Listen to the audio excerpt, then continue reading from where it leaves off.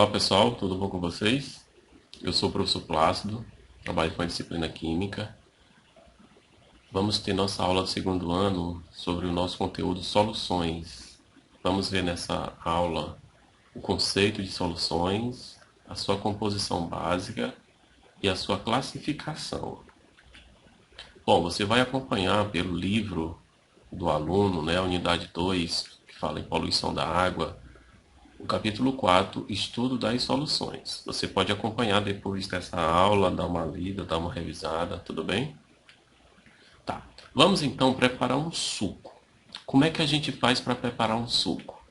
Observe aí na imagem, você tem o refresco, o pó do refresco, coloca dentro de uma jarra, acrescenta um pouco de água, agita e depois você acrescenta a água no volume adequado que vem escrito no pacote. Geralmente é 1 litro. Então aqui temos as informações desse preparo desse suco. Você preparou esse suco na quantidade ideal. A quantidade de pó que tem no pacote para a quantidade de água indicada. Bom, na natureza raramente encontramos as substâncias puras, isoladas. O mundo que nos rodeia é constituído por sistemas formados por mais de uma substância, que são as nossas misturas. Dentre as nossas misturas, nós temos aquelas que são chamadas de homogêneas. As misturas homogêneas são denominadas soluções. Então, o que nós vamos estudar são as misturas de substâncias que são denominadas de soluções. Então, solução é toda mistura homogênea. Não esquece, preste atenção. Soluções é toda mistura homogênea. Pois bem, dispersões. É comum o professor entrar na sala da aula e ficar reclamando do comportamento dos alunos e falar: olha, vocês estão muito dispersos, olha, vocês estão dispersos. O que seria esse disperso? Disperso significa espalhado, ocupando o máximo de espaço possível. Então, as dispersões são sistemas nos quais uma substância está disseminada, está espalhada, está distribuída sob a forma de pequenas partículas em uma segunda substância. O disperso ou a fase dispersa é a primeira substância e a segunda é chamada de dispersante, dispersante ou fase de dispersão. Então nós temos aí duas substâncias, o disperso e a substância dispersante. Tá. Classificação das dispersões. Então aqui é que é muito importante, muito interessante. Quando o professor trabalha o assunto soluções homogêneas, ele fala que o sangue não é caracterizado como uma mistura homogênea, assim como o leite. Mas olha, quando você olha para o leite, você observa ele ali todo branquinho. Mas por que ele não é considerado mistura homogênea? As misturas são as soluções verdadeiras. Olha bem aí nesse quadro aí, as soluções verdadeiras. Nas soluções verdadeiras, olha o tamanho das partículas, entre 0 e 1 nm. O que significa nm? Nanômetro. Então, somente esse tamanho de partícula é que vai me caracterizar as soluções verdadeiras. Quando eu consigo visualizar as partículas a olho nu ou com um microscópio comum, eu não tenho uma solução verdadeira. As soluções verdadeiras, nem o ultramicroscópio eu consigo visualizar. Então, as soluções são chamadas de dispersões e a gente vai estudar essas soluções verdadeiras, que são aquelas em que o tamanho das partículas está compreendido entre 0 e 1 nanômetro. Então, observem só aqui o esquema aqui, que mostra o tamanho das partículas, as bolinhas aqui, da menor para maior. Então, as soluções verdadeiras são aquelas que têm um comprimento entre 0 e 1 nanômetro. Os dispersos ou dispersões são muito importantes, são muito comuns no nosso dia a dia. Observe aqui na primeira imagem o exemplo do ar, que é uma mistura de várias substâncias, a neblina, onde eu tenho partículas de água no ar, e a fumaça, onde eu consigo visualizar perfeitamente o tamanho das partículas. Aqui eu tenho exatamente uma solução, que é o ar, a composição do ar, uma solução coloidal, que seria a neblina, e quando a partícula é maior, eu tenho o que a gente chama de suspensão. Então eu classifico essas dispersões de acordo com o tamanho das partículas. Aqui tem algumas propriedades dessas soluções, dessas dispersões, das soluções verdadeiras, olha lá em cima no topo da tabela, das soluções coloidais e das suspensões. Observe aqui a segunda linha, onde eu tenho tamanho médio das partículas. Olha aqui essa linha aqui, ó. Então me interessa aqui essa primeira coluna aqui, onde eu tenho as soluções. Observem aqui algumas características das soluções verdadeiras, das soluções coloidais, das suspensões. Olhem aqui abaixo do tamanho de partículas a visibilidade. As soluções verdadeiras não são visíveis em nenhum aparelho porque é um sistema totalmente homogêneo. Já as soluções coloidais são sistemas heterogêneos, então eu consigo visualizar em certos aparelhos como o ultramicroscópio. E as suspensões, elas chegam até a ser visíveis ao microscópio comum. Um microscópio simples desse que a gente usa até na escola. Vamos ver aqui um outro quadro resumo. Observem aqui as características, que é o tamanho das partículas, o efeito em relação à gravidade. Ó, as soluções não se sedimentam. Você já observou que quando a gente prepara um suco de maracujá, depois de um certo tempo, a gente vê as partículas lá embaixo, lá no fundo? Ali é a sedimentação. Na verdade, eu tenho uma suspensão ali, eu não tenho uma solução propriamente dita. E eu posso separar as suspensões por meio de um filtro comum, os colóides por meio de uma membrana semipermeável, mas as soluções eu não separo, eu não consigo separar, não pode ser separado. Por quê? Porque o tamanho das partículas é muito pequeno. Agora olhem só aqui, ó, o efeito da luz sobre uma solução. Isso é muito interessante no caso dos colóides, porque os colóides são muito comuns encontrados na natureza. Então eu tenho aqui o que é chamado de efeito Tyndall. Tyndall foi um cientista que estudou essa particularidade. Aqui a gente tem a classificação dos colóides em aerosol, emulsão e espuma, no caso do creme de chantilly. Isso aqui é só para critério de informação. E hoje nós temos o sol e o gel. O gel está sendo bastante comum, bastante utilizado por conta aí dessa pandemia que nós estamos tendo aí sobre o coronavírus, né? Depois você pode dar uma pausa nesse vídeo e fazer um pouquinho dessa leitura. E eu quero falar com vocês aqui a respeito do efeito Tyndall.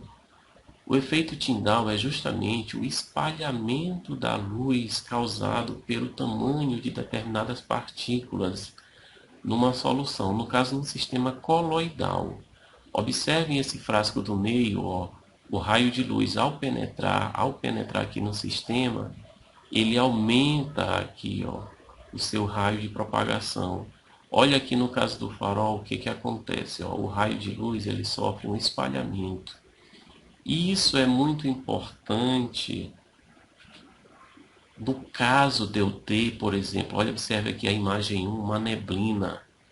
Então, quando está fazendo neblina, no caso, quem mora em serra, quem mora em regiões muito frias, ao espalhamento da luz, essa luz causa uma ofuscação nos motoristas que estão andando em sentido contrário.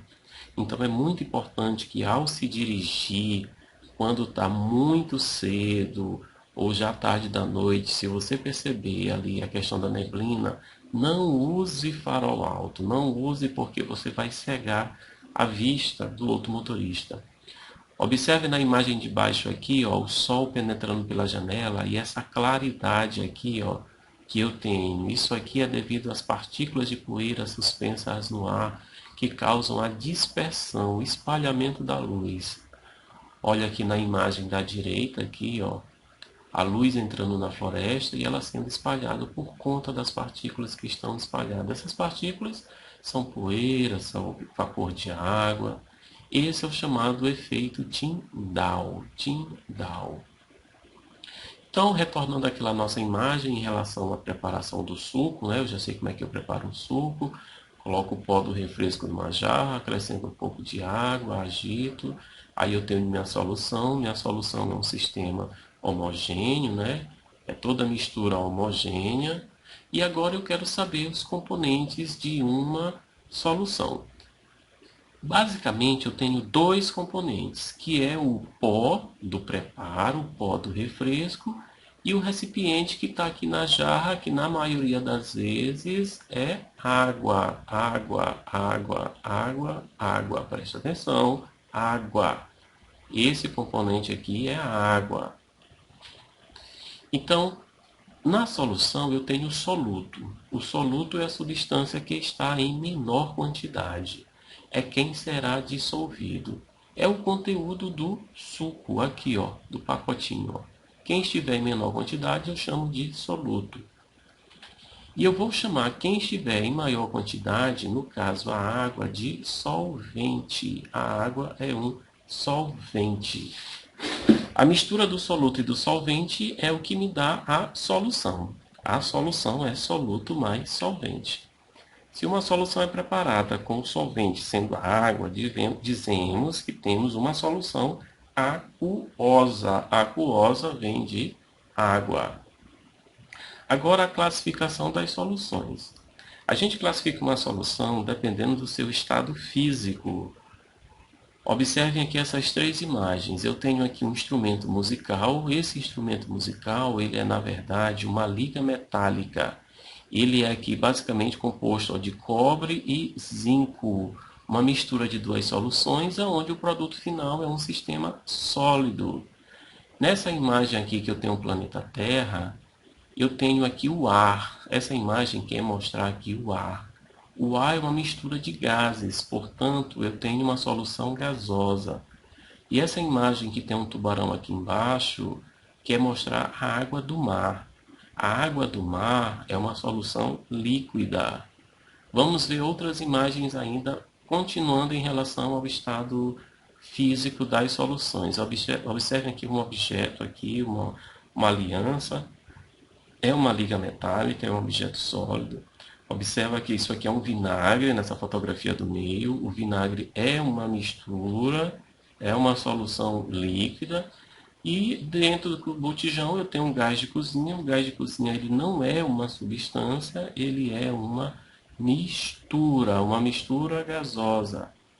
Novamente eu tenho aqui, ó, uma joia, eu tenho aqui vinagre novamente, eu tenho uma ave voando aqui, esse ar que é uma mistura. E olha essa parte de baixo aqui, onde eu falo que das soluções líquidas, estudaremos nesse capítulo as que são importantes para a química. Soluções de sólidos em líquido, soluções de gases em líquido. Ainda em relação quanto à classificação das soluções, nós temos aí quanto à natureza do soluto ou quanto à condutividade elétrica. Quando nós estudamos as ligações químicas, nós vimos que nós temos as substâncias iônicas e as substâncias moleculares. Quando nós estudamos as funções inorgânicas, ácidos, bases, sais e óxidos, nós vimos que um ácido é toda substância que, ao ser colocada em água, ioniza-se. Ionizar é, se a substância é molecular, ela reage com a água formando íons. E a presença desses íons em água me causa uma condutividade elétrica, fazendo com que um circuito fechado acenda uma luz. Essas soluções que eu coloco em água e acendem uma luz são chamadas de soluções eletrolíticas. E essa substância, esse sal, é chamada de eletrólito. Portanto, uma solução eletrolítica conduz corrente elétrica. Quando eu não tenho uma solução eletrolítica, eu não vou ter a condução de corrente elétrica.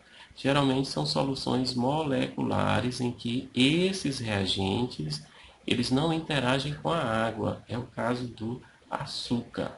Então, quanto à natureza do soluto ou condutividade elétrica, as soluções podem ser eletrolíticas ou não eletrolíticas.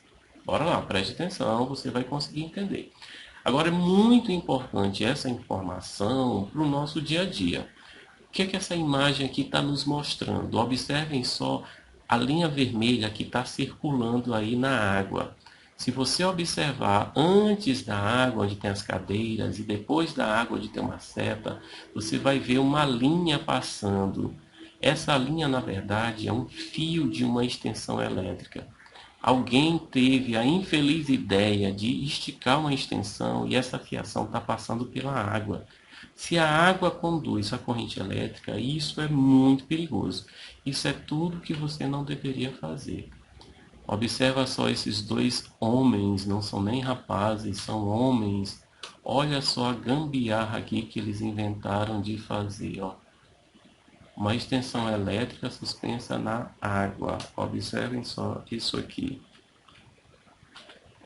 A ampliação aqui, ó. Veja só essa loucura. Tomar banho de piscina com celular conectado à energia, nem pensar. Assim, a NASA não vem. Um abraço a todos. Fica em casa.